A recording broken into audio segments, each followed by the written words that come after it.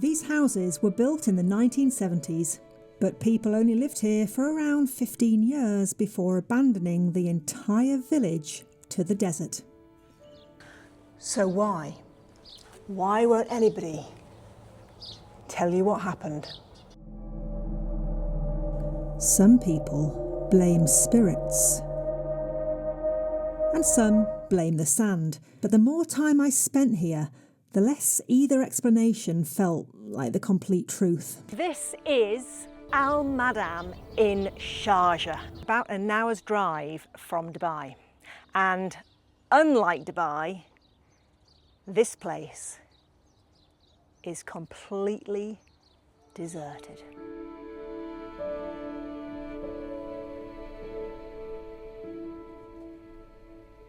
"12 houses and 1 mosque, and this little village was home to the Al-Ketbi tribe, and they moved in around 1980.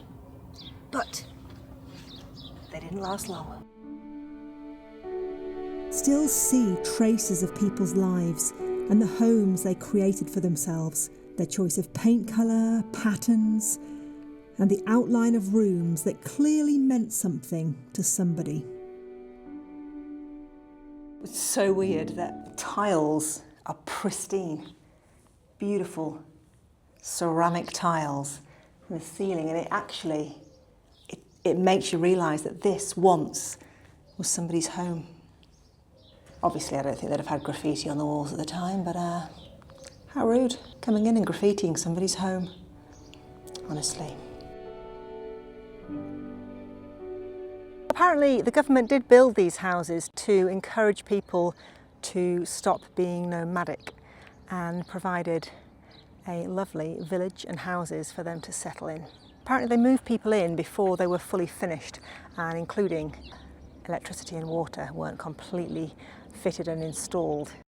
This entire village sat directly in a sandstorm corridor. I mean, keeping the front of your house free of sand would have been a 24-hour job. Obviously, nomadic people have been living in the open desert for generations, and I guess moving into a concrete building must have been really, really strange. I wonder if they even enjoyed it. I mean, they didn't stay long, so. Now, there is a version, and it is believed that spirits roam this said empty village. And the locals call it jinn, sort of supernatural Islamic tradition.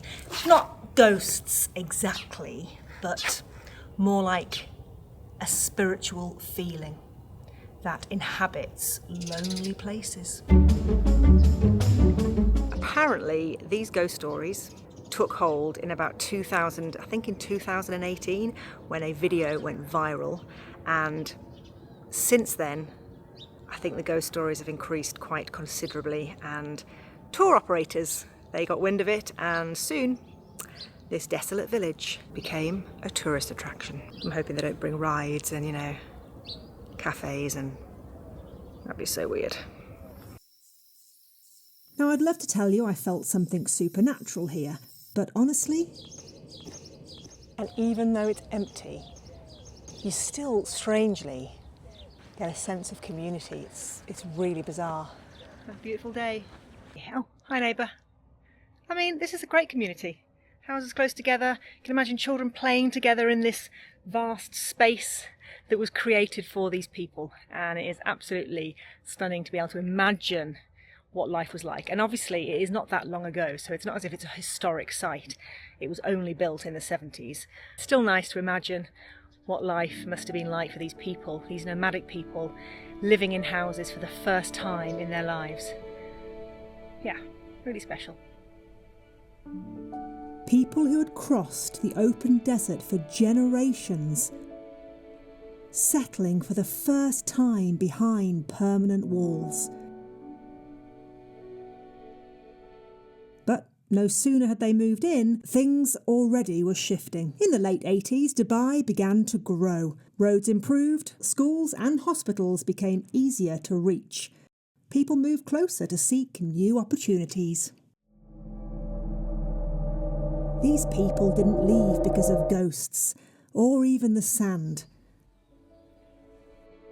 I think this village represented transition, about what happens when one way of life disappears and another takes its place.